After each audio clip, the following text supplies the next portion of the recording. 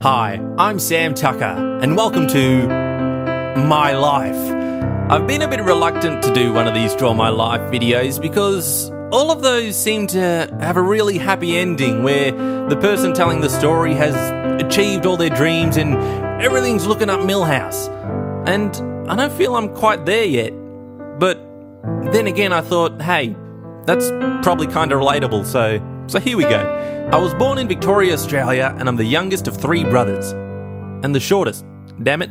Now, for me, primary school was the best. I used to love inventing worlds and drawing cartoons. Oh, look, there's my character, Kevin.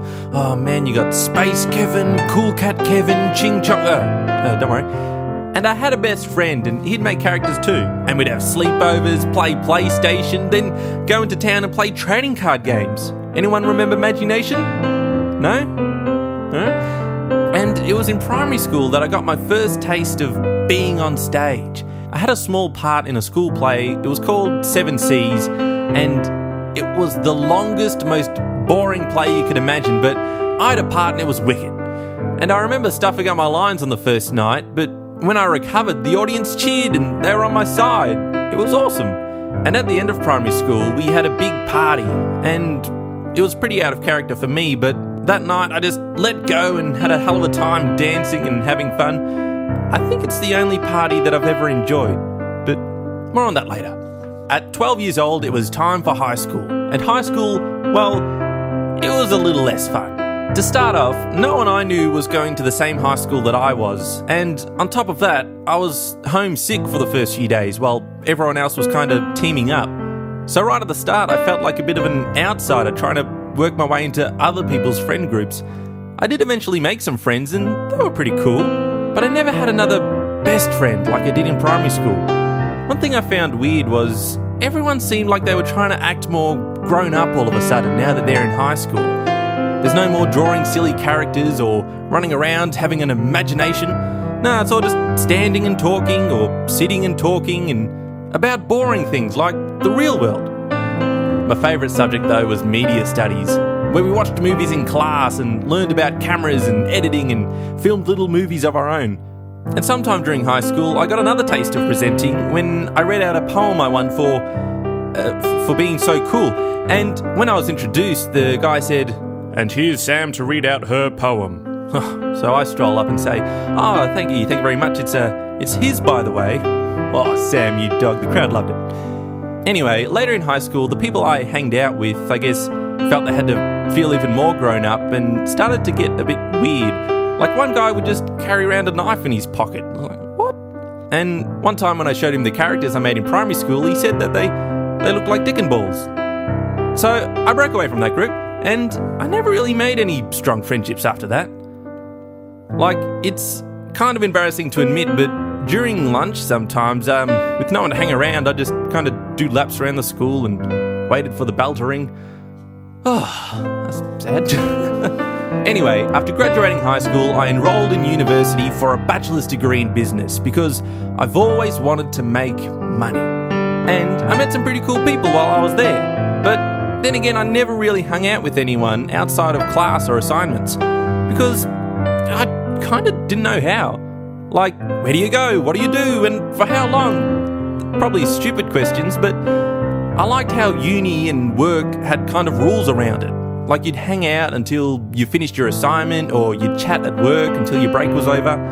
And while I'd always been shy, I think now I'd become guarded and I never really trusted anyone enough to just relax and be myself and open up at all. That might be a reason why I like performing so much because on stage I'm in control. It's like a one-way thing where I show people my good side and what I'm good at, and rather than people asking any personal questions, they just clap.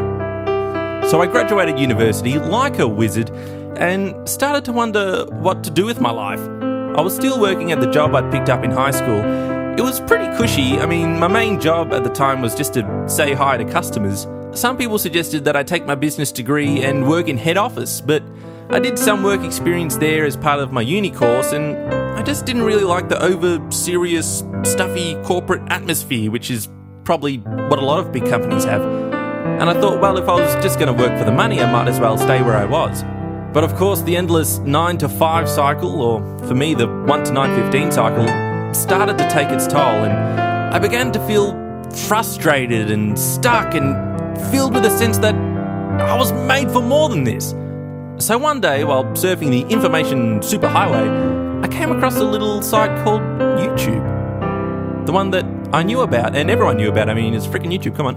And I stumbled upon a Minecraft video by and I was amazed. This guy had managed to make Minecraft interesting. Impossible! So after watching a few more of his videos and finding out a bit more about how YouTube worked, I realised that this guy was making a living out of making funny videos. Something that I love doing. So one day, I just did it. I bought some lights, borrowed some green fabric from Mum, thanks Mum, and filmed the first ever SAMTIME News, a comedy show about gaming news. And that's why my URL is SAMTIME News, by the way, because SAMTIME was taken by someone else. Possibly me, and I just forgot the code. The first time that someone subscribed to me who wasn't my cat or my mum blew my mind. And I remember reaching the milestones of 44 subscribers, my favourite number, and 100 subscribers, 3 digits. But after a while of making videos, things started to seem a bit slow, and I realised that my dream of making this my life was a mountain away. A big mountain. Then, about a year in, I made a video called How to Fake Piano Skills. And it blew up. I was bragging to everyone at work that I had 16,000 views, more than I'd ever had. And later in the day with my brother, I had 100,000 views. And as it creeped up to the 1 million mark, I was just feeling this incredible buzz that my dream was becoming a reality. And that's when I made a rash decision. Fortune favours the bold. I quit my job. I was going to live my dream and do YouTube full time. And that was the exact time when everything started to plateau on the channel. It's like the world was telling me, no, Sam, this isn't it for you. And it sucked.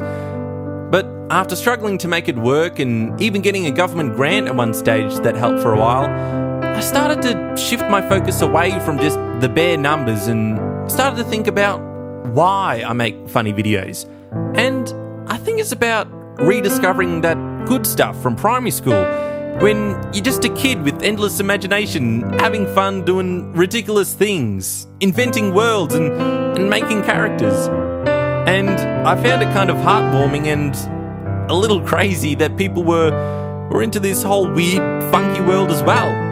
And more funky monkeys are joining every day. I mean, the channel just hit 44 again, times 1,000. Still got a long way to go, both on YouTube and also personally, just trying to be comfortable being myself. But I don't feel like I'm invisible anymore, just walking around the schoolyard. And it's all because of you. Thanks for being there, everyone, and thanks for staying funky. And that is my life without knowing what my life was. Okay. Cheers, everyone, and this is SAMTIME saying stay funky. SAMTIME signing off. Subscribe today. Funk it down.